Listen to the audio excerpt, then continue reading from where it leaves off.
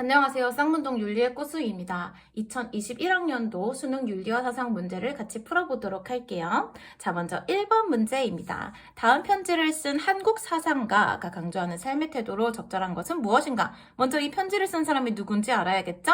첫 번째 문장이 눈에 들어와요. 무릇 도란 어디를 가도 없는 것이 없고 어느 순간에도 없는 때가 없습니다. 이 문장에서 도라고 하는 개념이 나오면 무조건 도가 사상부터 떠올리는 친구들이 많은데요. 사실 동양윤리에서 도라고 하는 것은 어떤 규범성, 당위성, 어떤 정당성을 의미하는 것이기 때문에 유불도 사상 어디에서나 등장할 수 있는 개념입니다.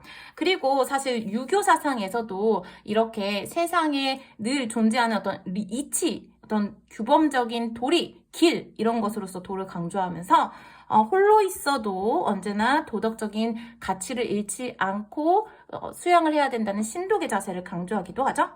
자, 보다 중요한 문장은 아래에 있습니다. 그러니까 어느 때에도 공부를 하지 않을 수 없다. 언제나 공부를 해야 된다.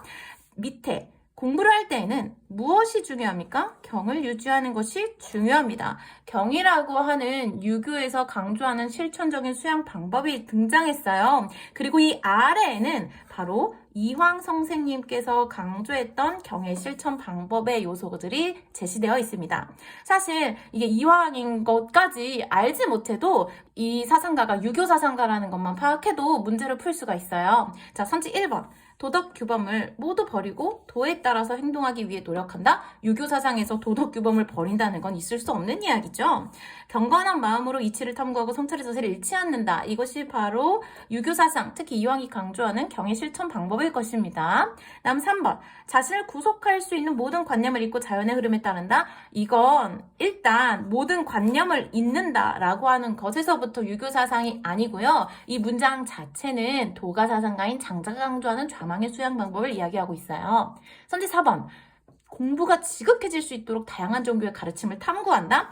여러분, 성리학이라고 하는 것이 등장한 이유는 유교 사상과 어떤 유교 사상이 불교와 도교와 차별화된 어떤 정치적인 철학으로서 입지를 다지기 위해서 주의가 집대성한 것이거든요. 이 성리학은 일단 기본적인 관점 자체가 불교와 도교와 분리되는 엄격한 유교적인 가치를 지향한다는 데 있어요. 그러니까 다양한 종교의 가르침을 탐구하기로 주장할 수 없겠죠. 실제로 율곡 이이도 불교 수양을 한 적이 있었는데 어머니가 돌아가신 후에 불교 수양을 한 적이 있었는데 그것 때문에 끝까지 그 꼬리표가 따라다니기도 했습니다. 사실 성리학과 불교, 도교의 관계에 대해서는 우리가 할 말이 참 많지만 이 정도로만 하고 넘어갈게요. 다음 5번.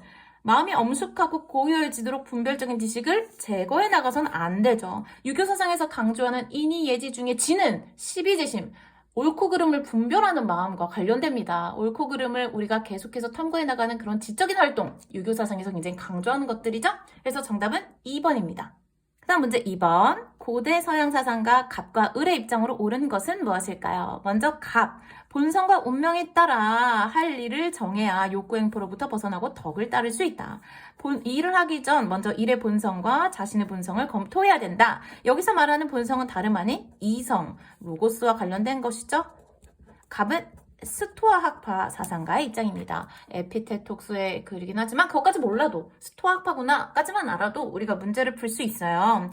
자, 그 다음 을. 본성에 심어진 1차적 성은 쾌락이다. 그런데 쾌락이라고 다 선택하는 것도 고통이라고 다 피하는 것도 아니다. 우리는 여기에서 무조건적인 쾌락의 적극적인 추구 이런 것이 아니라 어떤 고통의 제거를 통한 소극적 쾌락을 추구했던 에피쿠로스의 관점을 떠올릴 수 있어야 됩니다. 이러한 내용들은 쾌락의 역설과 우리가 관계되어서 파악할 수 있을 것 같아요. 결국 우리가 감각적인 쾌락을 추구하고 적극적인 쾌락을 추구해서 평정심에 이르는 것이 아니라 우리가 고통을 제거함으로써 평정심을 유지하고 어떤 소극적인 쾌락의 관점에서 행복을 이룰 수 있다라고 하는 것이 에피쿠로스의 관점이죠. 자, 선지 1번.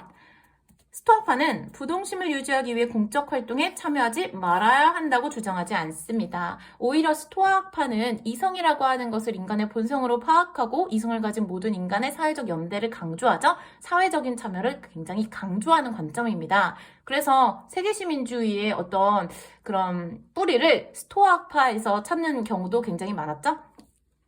선지 2번. 불굴의 의지로 자신에게 주어진 상황과 여건을 변화시킬 수 없어요. 스토아파에서는 자신에게 주어진 상황과 여건은 바로 이 신의 로고스에 의해서 이미 결정된 운명입니다. 이를 받아들이고 이에 순응하는 삶을 사는 그러한 마음과 태도, 이것만이 내가 변화시킬 수 있는 거예요. 나를 둘러싼 상황과 조건은 내가 변화시킬 수 있는 것이 아니라 다 운명으로서 정해진 것입니다. 다음 3번. 쾌락을 누리려면 사력 있고 고상하며 정의롭게 살아야 된다. 이것이 바로 감각적인 쾌락보다 정신적인 쾌락을 추구했던 에피쿠로스 학파에서 에피쿠로스가 강조할 만한 선지죠. 그 다음 4번. 모든 고통이 제거되면 욕망과 쾌락도 사라진다. 그것이 아니라 오히려 에피쿠로스는 모든 고통의 제거를 통해 쾌락을 달성할 수 있다라고 보는 입장이죠. 소극적 쾌락주의의 관점이죠. 그럼으로써 평정심을 유지하는 것이 진정한 행복에 이르는 길이라고 이야기합니다. 다음 선지 5번. 마땅히 해야 할 일은 결과에 대한 고려 없이 수행해야 된다 라고 했을 때 당연히 에피쿠로스 입장에서는 부정되어야 하는 선지입니다. 그래서 2번의 정답은 3번이었어요. 3번 문제입니다. 사회사상가 가불의 입장으로 옳은 것은 무엇입니까? 먼저 갑은 공화국 간에 평화연맹이 존재해야 된다고 강조하고 있어요. 이 평화연맹은 평화조약과 다릅니다. 평화조약이 단지 하나의 전쟁을 종식시키기 위한 것이라면 평화연맹은 모든 전쟁을 영구히 종식시키기 위한 것이다. 바로 칸트가 주장한 영구평화론의 내용이죠. 을은 평화는 폭력을 줄이거나 피하는 것과 관련된다. 평화를 위협하는 폭력에는 직접적 폭력 외에도 구조적, 문화적 폭력이 있다. 우리가 구조적, 문화적 폭력을 제거할 때 적극적인 평화를 이룰 수 있다. 바로 물리적인 폭력이 없는 상태는 소극적 평화라고 보고 적극적 평화를 위해서는 구조적인, 문화적인 폭력까지도 모두 사라져야 된다라고 주장했던 평화주의자 갈퉁의 입장입니다. 자, 선지 1번. 개발국가의 체제 형태는 세계 평화의 실현과 관계가 있다고 보는 것이 칸트의 입장이죠. 칸트는 이 영구 평화를 위한 그 선결 조건으로서 모든 국가가 공화국의 정치체제 형태를 이루어야 된다고 보았어요. 선지 2번. 평화연맹은 소속국가의 자유를 보장하는 역할을 해야 된다라고 했을 때 바로 이것이 칸트가 강조했던 평화연맹의 특성이었죠. 공화국으로서 각 국가 간의 자유와 어떤 평등을 보장하는 평화연맹에 따라서 영구평화를 우리가 추구해야 된다라고 하는 것이 바로 칸트의 입장이었어요. 선지 3번. 구조적 폭력을 제거하기 위한 폭력 사용은 정당화되어야 한다. 갈퉁은 평화주의자입니다. 폭력 사용을 정당화하지 않아요. 다음 선지 4번. 평화 추구의 궁극적인 목표를 전쟁의 종식에 두어야 된다. 갈퉁은 전쟁의 종식과 같은 단순히 물리적 폭력이 없는 상태를 소극적 평화의 상태라고 보죠. 여기에서 한 발 더 나아가서 구조적, 문화적 폭력까지도 없는 그런 적극적 평화의 형태를 평화의 목표로 삼아야 된다고 보죠. 단일한 세계정부를 창설해 적극적 평화를 이루어야 된다. 사실 갈퉁은 이런 것에 대해서 이야기한 적이 없고 칸트 또한 단일한 세계정부는 오히려 한 국가의 주권을 침해할 수 있다. 공화국이라고 하는 것은 결국 그 국가의 시민들의 어떤 의지가 반영된 입법체제로 운영되는 정치체제인데 우리가 단일한 세계정부를 창설한다면 당연히 작은 국가가 큰 국가한테 먹히고 어떤 국가의 자유가 침해될 거 아닙니까? 그런 면에서 단일한 세계정부의 창설을 강조하지 않았어요. 정답은 2번입니다.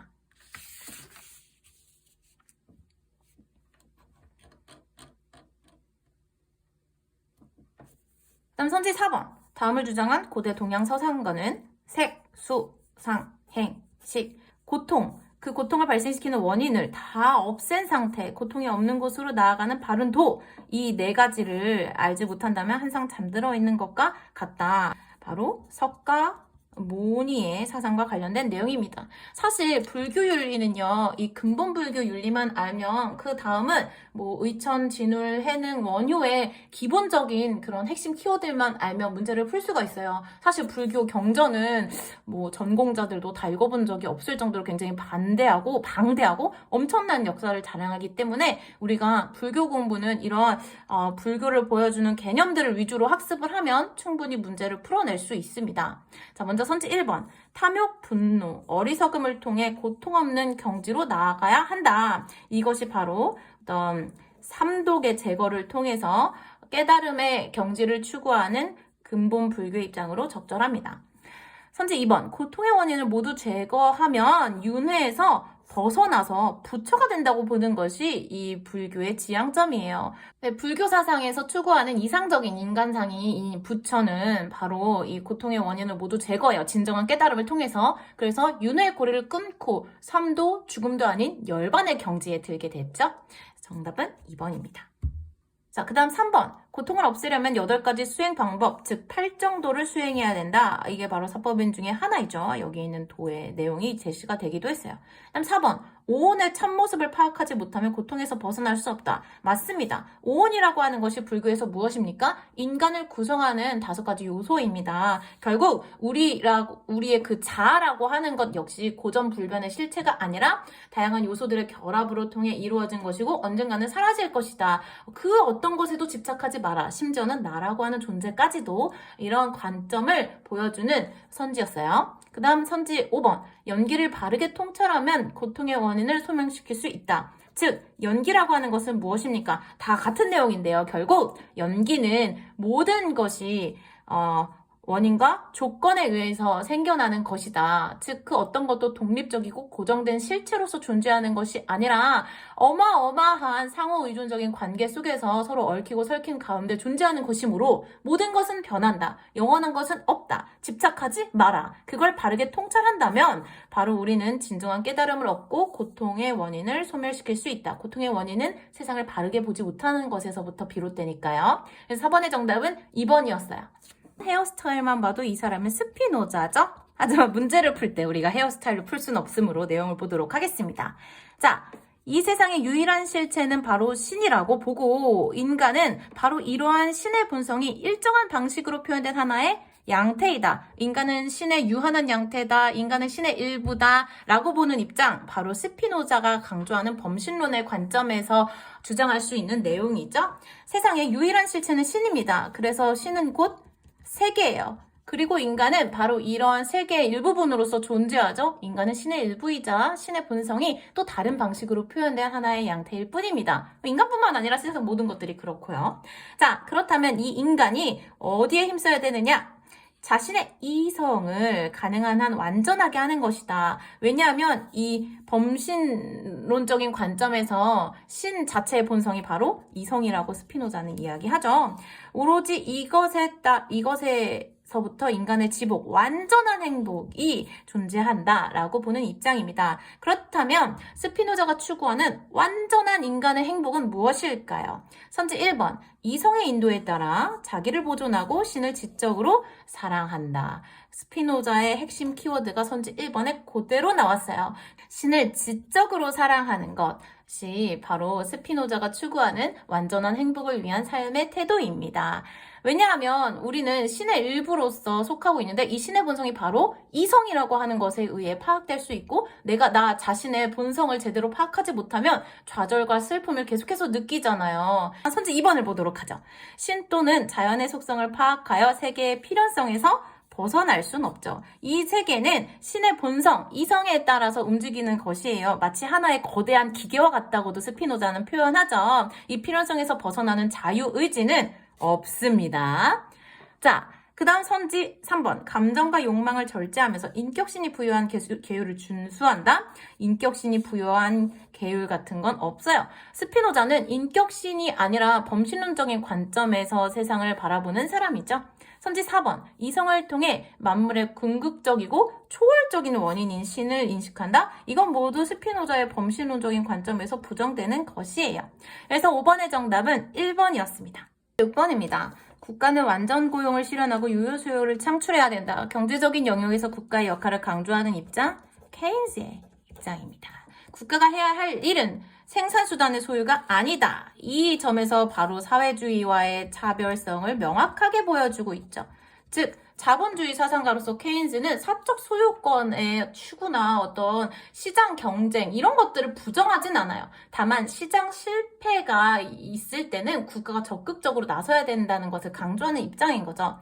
공공투자의 확대를 통해 자원을 배분하는 거 이런 식의 국가의 역할을 강조하는 자본주의 사상가 케인즈의 입장입니다. 다음 을 같은 경우는요. 바로 신자유주의적인 관점이죠. 정부가 시장 개입을 통해 시장 실패 해결하는 것은 치명적인 자만이다. 신자유주의 사상가는 프리드먼과 하이에크가 있는데 주로 하이에크의 선지가 최근에는 나오고 있습니다.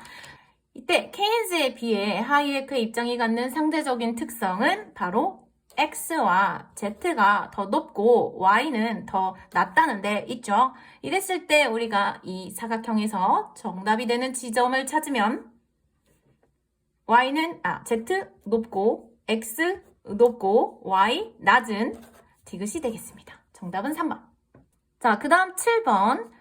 근대 서양 사상가래요. 유용성은 우리의 동의와 시인을 불러일으킨다. 여기서부터 우리는 휴미라고 하는 것을 알 수 있어야 돼요.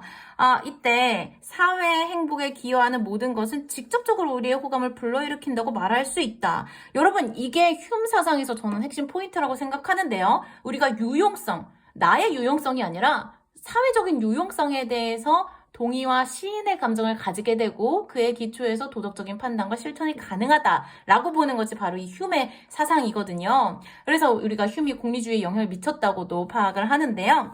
이런 면에서 휴메 관점을 좀 이해하려고 하면 굉장히 이 시대에 시사할 점이 많은 철학이라는 생각이 들어요. 자, 아무튼 이 휴미라고 하는 것을 알고 난 다음에 보기를 함께 보도록 하죠.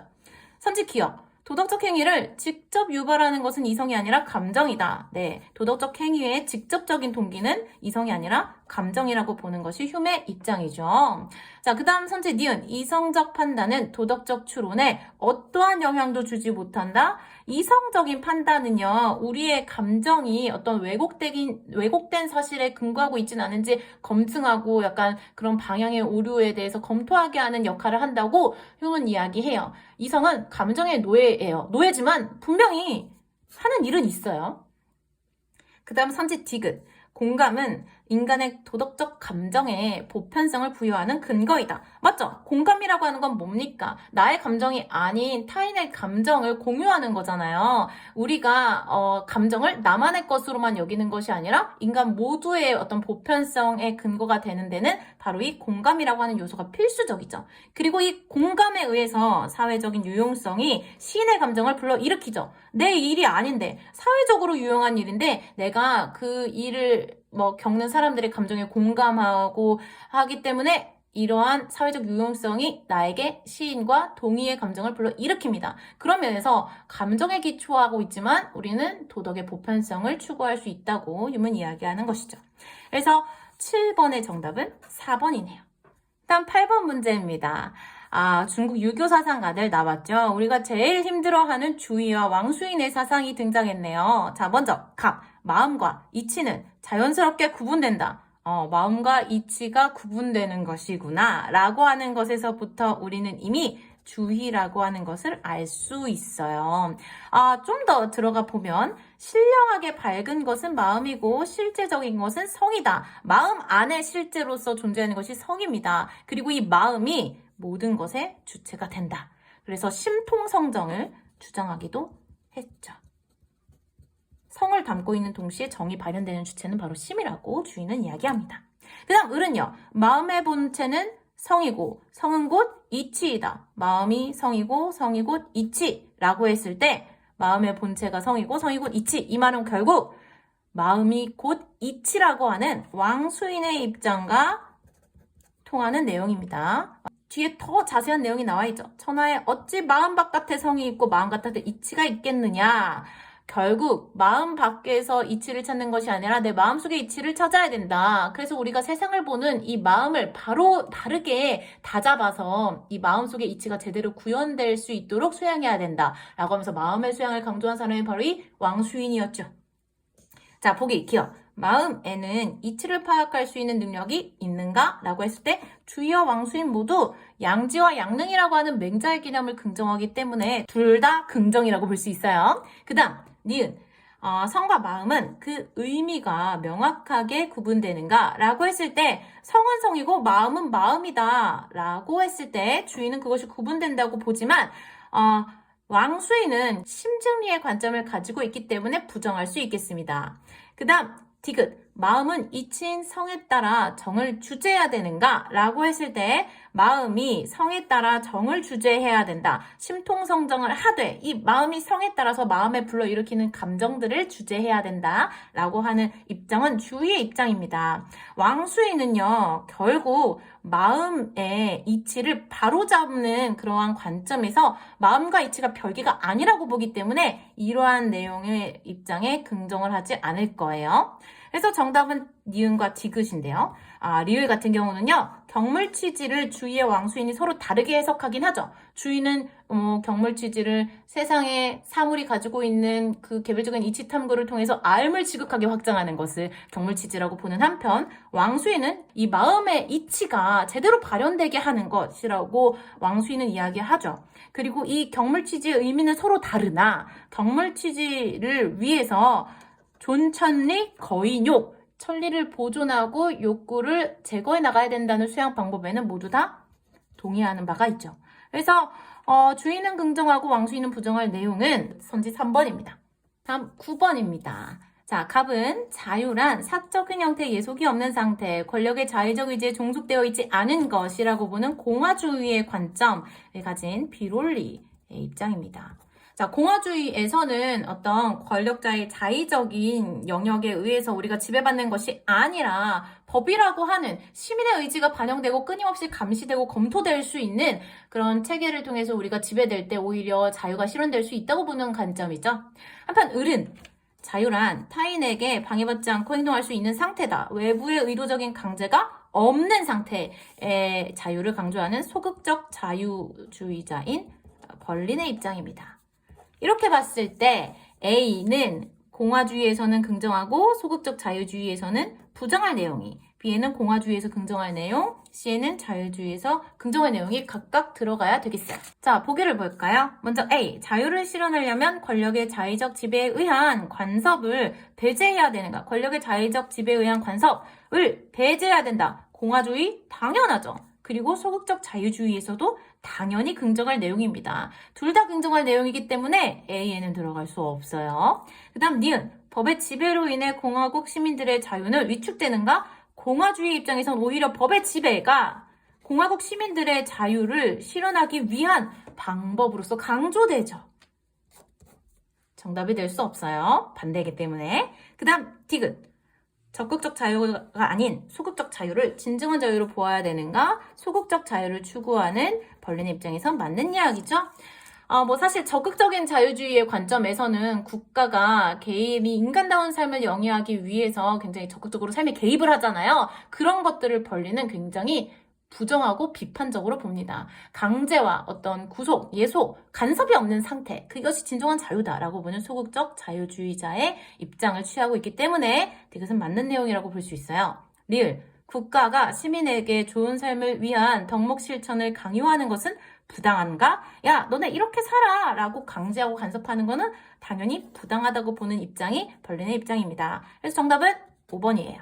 자, 10번 문제입니다. 고대 동양 사상과 갑, 을의 입장으로 옳지 않은 것은 무엇일까요? 자, 먼저 갑. 인간은 욕구를 지니는데 이를 충족하지 못하면 얻으려고 하고 제한이 없다면 분쟁이 생겨나지 않을 수 없다. 인간의 본성을 어떤 욕구를 추구하는 이기적인 것, 굉장히 거친 것으로 보면서 어떤 적절한 제한이 있어야 된다고 주장하는 성악설의 관점을 지니고 있는 것을 알 수 있어요. 그래서 성왕은 훌륭한 성왕이 그 혼란을 싫어해서 예를 제정하고 이렇게 책무를 나눠서 조화시키고 필요한 것을 제공하였다. 결국 조화를 위해 예를 제정했다.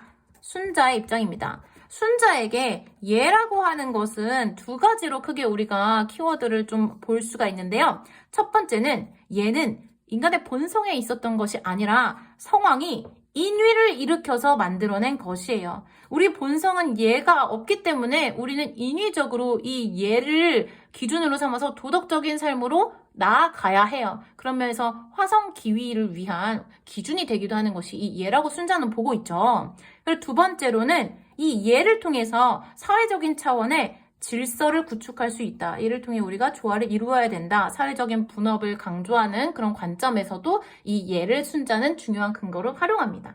이 두 가지 정도를 알면 우리가 순자와 관련된 내용은 어렵지 않게 풀 수 있지 않을까 싶습니다. 그 다음 은 백성이 보호받지 못하는 것은 은혜를 베풀지 않기 때문이다. 임금이 왕도를 실천하지 않으면 하지 않는 것이 할 수 없는 것이 아니다. 즉 임금은 나라의 근본인 백성을 위해서 정치를 펴야 된다. 그거는 마음먹기에 따라 할 수 있는 거다.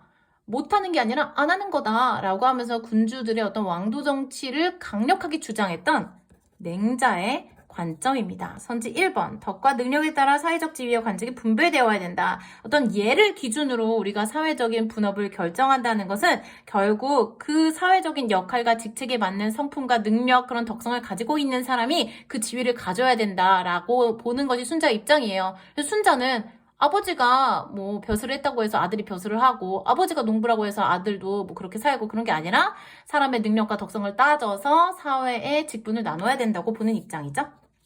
규범을 제정해서 욕망에 빠지기 쉬운 이런 이기적인 문성을 교정해야 된다. 바로 화성기위를 주장한 순자의 입장으로 적절합니다. 그다음 나라의 근본이 되는 백성을 군주보다 더 귀하게 여겨야 된다. 맹자의 민본주의적 관점에서 긍정될 수 있는 선지고요. 군주가 군주답지 못해 백성을 고통스럽게 하면 그를 교체해야 된다. 맹자의 역성혁명에서 이해될 수 있는 선지입니다.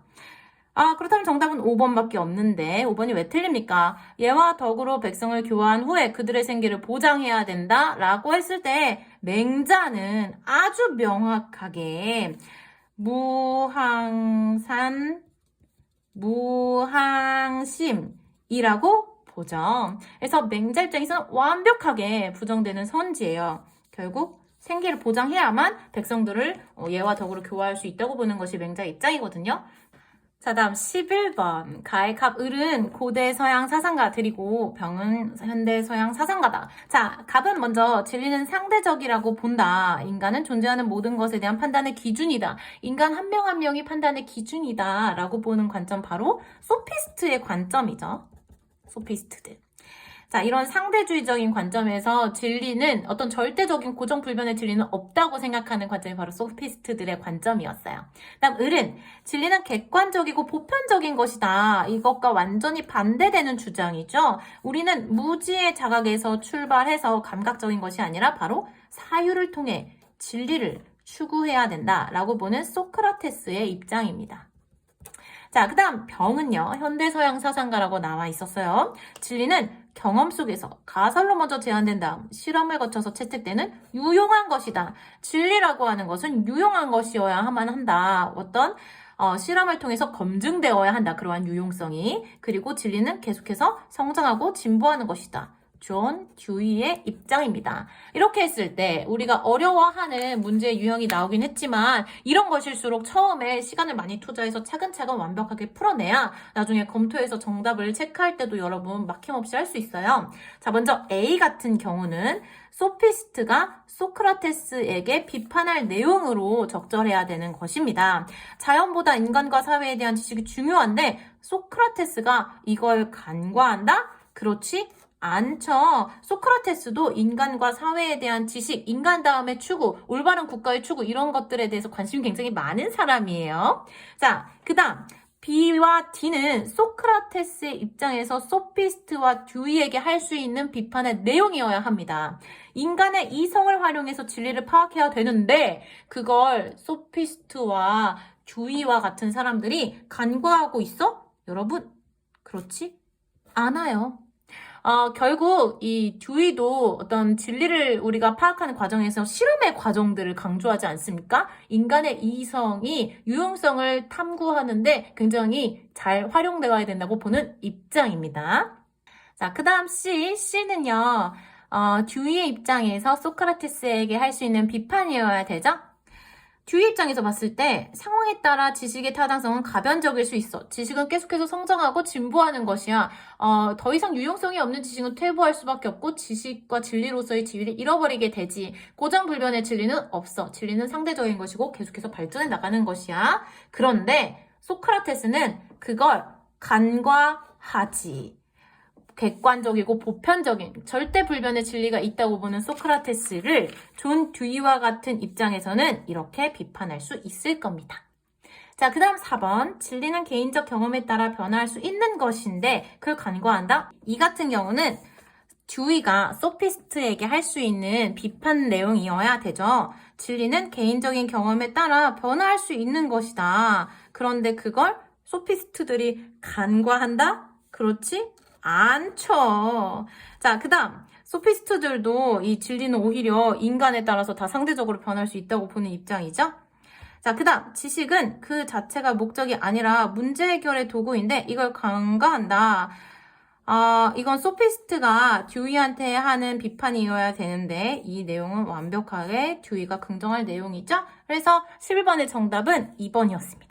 자, 그 다음 12번. 근대 한국 사상가들의 내용이 나왔어요. 갑의 입장에서 을에게 할 수 있는 비판을 옳은 것은? 자, 먼저 갑을 봐야 되겠죠? 우리의 도는 유불성과 비슷하지만 사실 어느 것과도 같지 않은 무극대도다. 커다란 개벽의 운이 회복되었으니 개벽이라고 하는 것은 쉽게 말하면 새로운 사회 개혁? 이런 것으로 우리가 이해하면 될 것 같아요. 사회 개혁을 주장하면서 백성을 구제하기 위해 한울님이라고 하는 어떤 절대적인 가치가 모든 인간에게 내재돼 있다. 우리 모두 평등한 사람들이다. 이 만민 평등을 실현하기 위해 사회를 개혁하자라고 보는 입장, 바로 동학의 입장이죠. 사실 한울님만 보면 동학이라고 우리가 단박에 파악할 수 있어요. 그 다음 을. 우리의 도를 밝혀 백성을 교화하고 선왕과 성현의 가르침을 세워 나라를 다스리며 오상과 사단을 이런 거 봐라. 다 유교 사상에서 강조하는 내용들이죠. 결국 우리가 이런 유교적인 가치로 마음을 확충해 나가기만 하면 이 환란을 막을 수 있다. 위정척사 사상가의 글입니다. 자, 선지 1번. 유교적인 신분 질서는 개혁이 필요한 거다. 어떤 기존의 봉건 질서를 우리가 타파하고 만민평등을 추구해야 되는데 그걸 간과하고 있어. 동학의 입장에서 위정척사 사상가들에게 할 수 있는 비판의 내용으로 적절하죠? 자, 나머지 왜 틀렸는지 볼까요? 개벽에 대비해서 모든 규범을 제거해야 된다? 모든 규범을 제거해야 되는 것이 아니라 동학은 나름의 어떤 도덕적인 규범들을 강조하기도 하죠. 자, 선지 3번. 서양 사상이나 종교를 철저하게 배척해야 하는데 그걸 간과한다? 위정척사 사상 또한 서양 사상과 종교, 서학을 철저하게 배척할 것을 강조하고 있죠. 대도 실현을 위해 사회 변화에 무관심해야 되는데 이를 간과한다? 사회 변화에 관심을 가지고 실제로 어떤 개벽을 이루기 위해서 노력해야 된다는 것이 동학의 가르침이었죠. 유교의 일륜 도덕이 사회 기본 운영 원리라고 보지 않죠. 오히려 유교적인 봉건 질서를 타파해야 된다고 동학에서는 강조합니다. 그래서 12번의 정답은 1번이었어요. 자, 그 다음 13번입니다. 사회사상가 갑, 고대 사회사상가 을의 입장으로 옳지 않은 것은? 자, 유토피아라고 하는 개념이 나왔고요. 이 유토피아에서는 물자가 풍족하고 모든 것이 평등하게 분배되기 때문에 가난한 사람이 없다. 토마스 모어의 글이죠. 유토피아라고 하는 개념 자체가 토마스 모어가 책에서 제시한 개념이죠. 그 다음 을. 올바른 국가에서는 세 계층의 사람들이 각자 일을 잘 수행해서 조화를 이룬다. 오랜 교육과 훈련을 거쳐 좋음의 이데아를 인식한 철학자가 국가를 다스린다. 철인 통치까지 키워드들이 아주 잘 담겨 있네요. 플라톤의 입장입니다. 이때 이들의 입장을 옳지 않은 것을 선지에서 찾는 것이 문제였어요. 선지 1번. 이상사회의 사람들은 노동시간 이외에 여가를 향유한다. 여기에 자기 일이 열중하고 여가를 즐긴다는 내용이 나와 있었죠. 이상사회의 사람들은 경제적으로 풍요롭지만 검소하다. 실제로 이 토마스 모어는 이상사회의 사람들은 풍요로운 가운데 사치를 하지 않고 검소한 삶을 산다고 이야기했어요. 다음. 이상사회에서는 좋음의 이데아가 국가 통치의 준거가 된다. 그래서 이 좋음의 이데아, 선의 이데아죠. 다시 말하면 이 절대적인 진리인 선의 이데아를 파악할 수 있는 철학자가 국가의 통치를 담당해야 된다라고 보는 플라톤의 입장입니다. 이상사회의 각 계층은 각자의 덕을 발휘하여 조화를 이룬다. 지혜, 용기, 절제, 그리고 이 모든 것이 조화를 이룬 상태의 정의, 이것은 개인의 영혼에서만 우리가 파악되는 것이 아니라 사회의 어떤 국가적인 차원에서도 생산자는 절제의 덕을, 국가를 지키는 수호자, 군인은 용기의 덕을, 국가를 운영하는 통치자, 이 철학자의 덕은 지혜를, 다 각자의 덕을 바탕으로 서로의 일에 간섭하지 않으면서 자신의 역할과 책임을 다하면서 조화를 이루는 상태, 그때가 바로 정의로운 국가, 올바른 국가, 이상적인 국가를 실현할 수 있는 것이다 라고 보는 것이 플라톤의 입장이죠. 자, 선제 5번이 정답인데요. 왜냐하면 자, 먼저 토마스 모어는 유토피아에서 공동생산, 공동분배가 이루어지고 사적 소유권이 철폐된 그런 사회라고 묘사하고 있어요. 그리고 플라톤과 같은 경우는 사적 소유가 가능한 계층은 오직 생산자 계층밖에 없다고 합니다. 나라의 일을 수행하는 수호자와 통치자들은 사유재산을 가져서는 안 된다. 올바른 국가를 만들기 위한 국가의 운영에 헌신해야 되기 때문에 자기 것을 만들면 안 된다고 봤어요. 그래서 13번의 답은 아주 명백하게 5번입니다. 다음 14번 고대 동양 사상가들 갑은 긍정하고 을은 부정할 내용은 무엇인가? 자, 먼저 갑은 누군지 볼까요? 해와 달은 본래 밝고 수목은 본래 서서 자란다. 각자의 개성, 각자의 본성이 있다. 자연의 덕을 받아 행하고 자연의 도를 따르기만 하면 인의를 내세울 필요가 없다. 어떤 만물이 가지고 있는 그 자연적인 본성을 긍정하면서 이 자연 그대로의 덕에 따라 행동할 것을 강조하고 인의와 같은 도덕적인 규범을 긍정하지 않는 내용, 장자의 내용입니다. 사실 뭐 장자까지 못 가도 이걸 도가사상이라고만 파악을 해도 문제는 풀 수 있었어요. 다음 을, 선비가 거쳐야 될 곳은 인이고 걸어야 할 길은 의다. 사실 맹자가 제시한 유명한 구절이기도 합니다. 그리고 여기 대인이라고 하는 맹자가 강조했던 이상적인 인격의 모습이 드러나 있기도 하죠. 맹자예요. 그리고 사실 맹자인 걸 몰라도 유교 사상가인 걸 알기만 해도 문제를 풀 수 있었죠. 자, 선지 1번. 언어를 통해 도에 이룰 수 있고 인위로 인의를 형성할 수 있는가? 인이라고 하는 건 인간의 힘으로 억지로 뭔가를 한다는 것이고 인의라는 건 도덕적인 규범인 걸 알 수 있죠, 여러분. 이 내용은 일단 첫 번째, 언어로 도에 이룰 수 있다라고 하는 것에서 일단 도가사상가에서 부정할 내용입니다. 어떤 인간의 언어로 표현할 수 없는 것이 바로 이 도의 원리라고 보죠. 그리고 인위적으로 인을 형성한다라고 하는 것에서 유교 사상에서 반대하는, 맹자가 반대하는 내용입니다. 인의는 인위적으로 형성하는 것이 아니라 인간의 본성이 내재되어 있는 것이에요. 우리는 이 도덕적인 본성을 발현하기 위해서 수양해야 된다고 보는 것이 바로 이 맹자의 관점이기도 하죠. 자, 선지 2번. 이상적 경지에 이르기 위해 누구나 따라야 할 도가 존재하는가? 도가 사상에서 말하는 이상적 경지, 특히 장자가 강조하는 이상적 경지는 도의 관점을 취함으로써 얻는 정신적인 자유의 경지예요. 그렇기 때문에 누구나 그런 도의 관점에 따라서 살아야 된다고 주장할 수 있죠.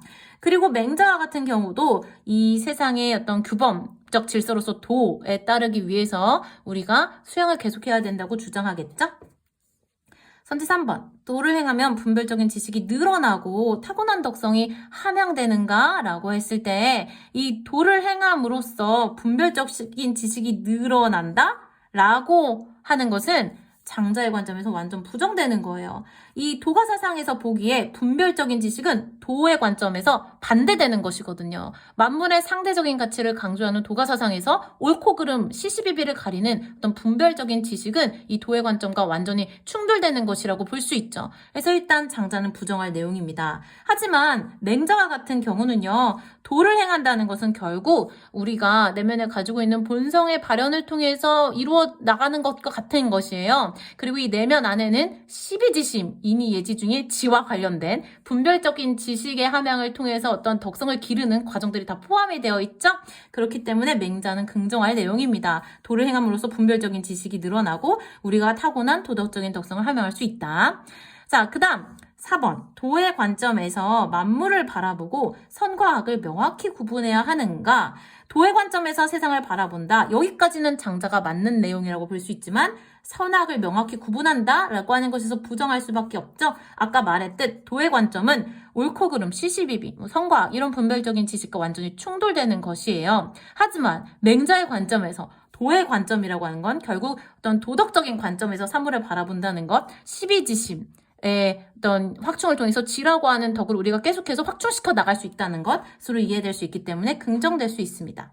자, 선지 5번. 이는 인간 본성을 어지럽히고 얘는 세상을 혼란하게 하는가? 라고 했을 때 인의 이런 도덕적인 규범이 결국 인간이 가지고 태어난 자연적인 본성을 해쳐. 그리고 세상을 혼란하게 만드는 거야. 도가사상가들은 장자는 긍정할 내용이지만 반대로 맹자, 이 유교적인 도덕 규범과 가치 질서를 추구하는 유교의 관점에서는 당연히 부정할 내용이죠. 오히려 인의와 예를 추구함으로써 세상을 질서 있게 안정시킬 수 있어요. 그래서 14번의 정답은 5번입니다. 자, 15번. 근대서양 사상가 을의 입장을 나 그림으로 표현할 때 적절한 것은 집합 문제가 나왔어요. 갑과 을이 누군지 먼저 봐야 되겠죠. 자, 먼저 갑은 공리의 원리 나오니까 공리주의네요. 공리주의자 중에 누굴까요?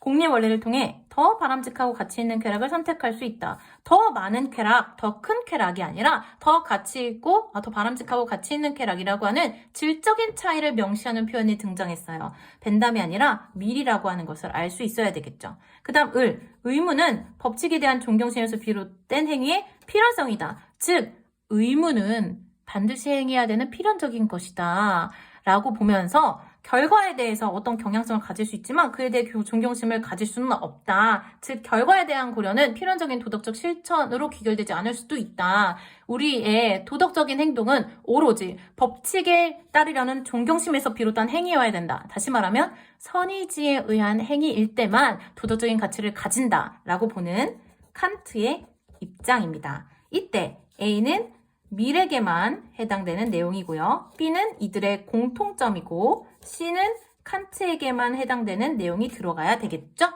자, 보기를 같이 볼까요? 기억, 의무를 동기로 삼지 않는 행위도 도덕적 가치를 가질 수 있다. 즉, 칸트는 반드시 의무를 동기로 삼는 행위만이 그것이 무엇에 의한 그 동기가 무엇이었느냐에 따라서 행위의 도덕성을 판단할 수 있다고 보죠. 결과가 아니라 동기에 따라서 행위의 도덕성을 판단해야 된다고 칸트는 보지만 이 밀과 같은 경우는 결과를 고려하는 공리주의 입장입니다. 그래서 그 결과를 유용성을 극대화하는 행동이 올바른 거다. 그것이 도덕적 행동이다 라고 보는 입장에서 의무를 동기로 삼는가 동기로 삼지 않는가는 중요한 고려사항이 아니에요. 결과에 따라서 도덕적 가치를 파악하기 때문에요.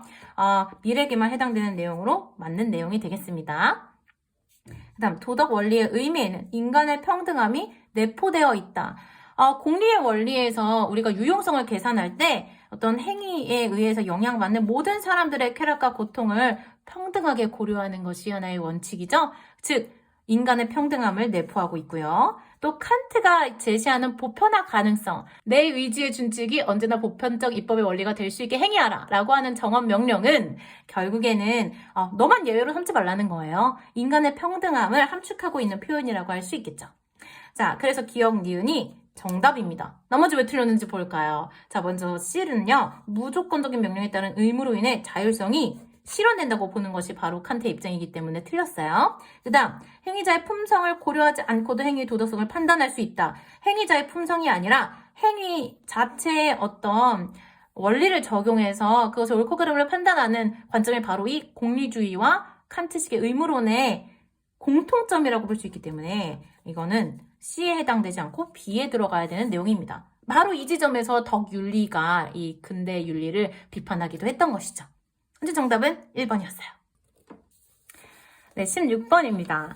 갑은 한국 불교 사상가, 을은 중국 불교 사상가. 이들의 공통된 입장이라고 하면 결국 이 불교의 입장이라고 우리가 보면 될 텐데요. 근본 불교의 입장에서 어느 정도 해소가 될 수 있는 문제예요. 자, 먼저 갑은요, 한국 불교 사상가잖아요. 근데 1심이 나와 있어요. 원효대사예요. 을은요, 중국 불교 사상가잖아요. 자성을 깨달아라. 그러려면 오직 마음에서 본성을 보아라. 마음의 수양을 강조하는 선종의 해능입니다. 자, 그랬을 때 이들의 공통점, 보기 기억. 모든 존재와 현상은 마음이 지어낸 거다. 그러니까 이 올바른 깨달음을 추구해라 라고 하는 건 공통된 내용일 것이고, 아무리 비천한 사람이라도 부처의 본성인 불성을 갖추고 있다. 이것 둘 다 근본불교에서 강조하는 내용이고 원효와 해능 모두 긍정할 만한 내용입니다. 하지만 보기 디귿, 중생도 연불만으로 나무 이성세계에 진입할 수 있다. 연불만 외면 야 누구나 다 부처가 될 수 있어 라고 하면서 불교의 대중화에 기여한 사람이 바로 원효입니다.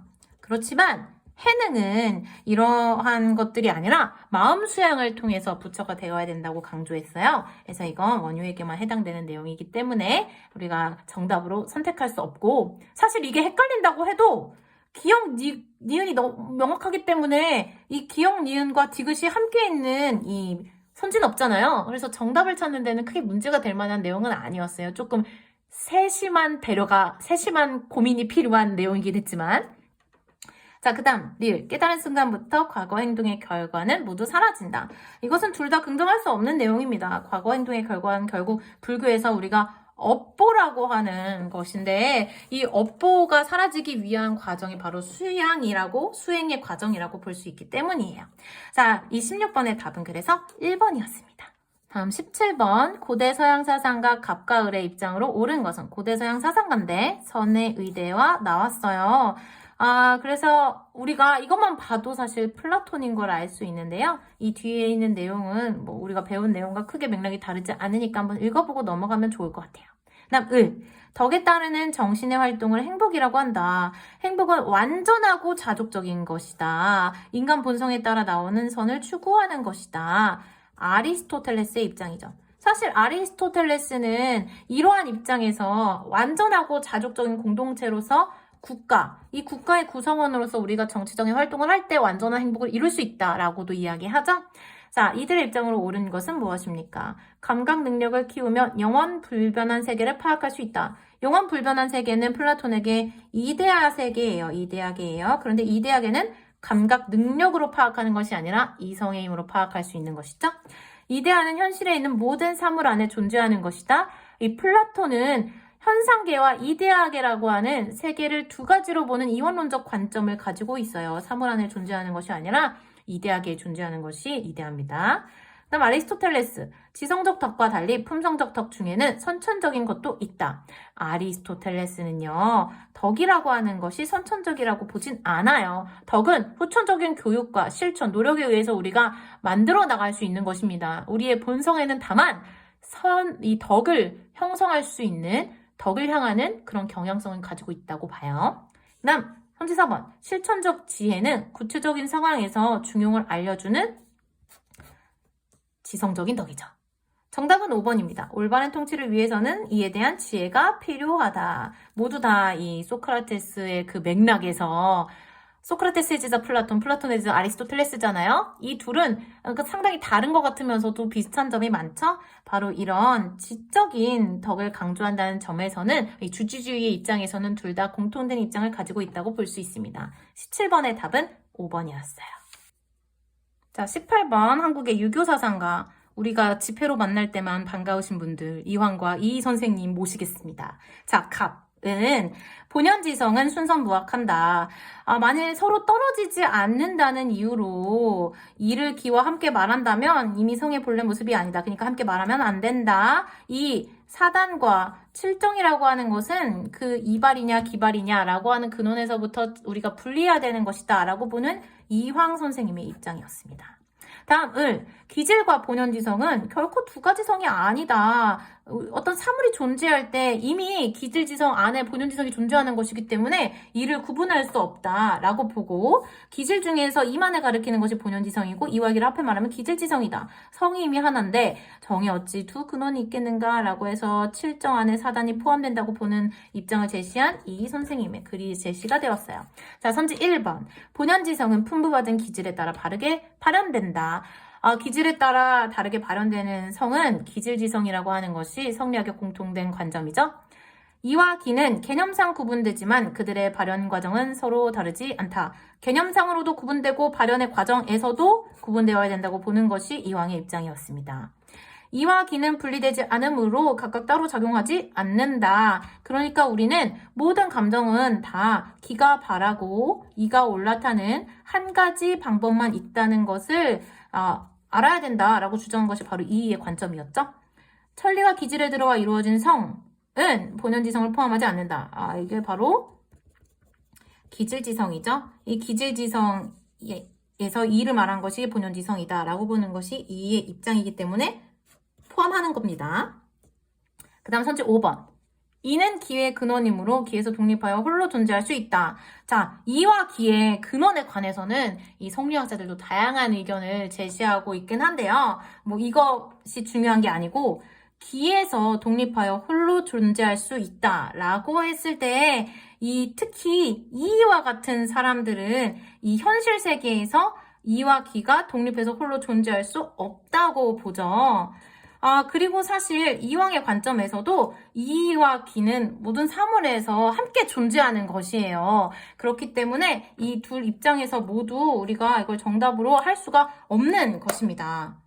이 성리학의 입장에서는 이와 기는 개념상 분리되고 그게 바로 이기, 불상, 잡. 하지만 현실에 존재하는 모든 사물은 이와 기로 이루어져 있을 수밖에 없다. 이기, 불상리. 이거는요, 주의가 제시한 개념이기 때문에 모든 성리학자들이 공통적으로 가지고 있는 것이에요. 그래서 우리는 이 18번의 정답을 3번이라고 사실은 조금 어려웠지만 정확하게 파악을 할 수 있어야겠습니다. 자, 선지 19번.